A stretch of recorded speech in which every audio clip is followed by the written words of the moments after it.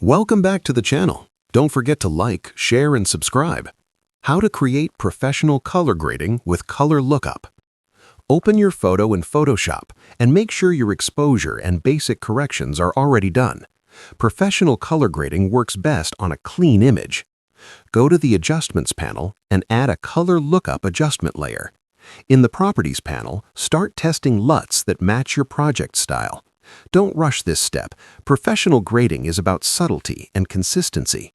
Once you select a LUT, lower the opacity to around 20 to 40% to avoid overpowering the image. Next, add a curves adjustment layer above the color lookup. Use this to fine-tune contrast and control highlight roll-off. If the image needs color balance refinement,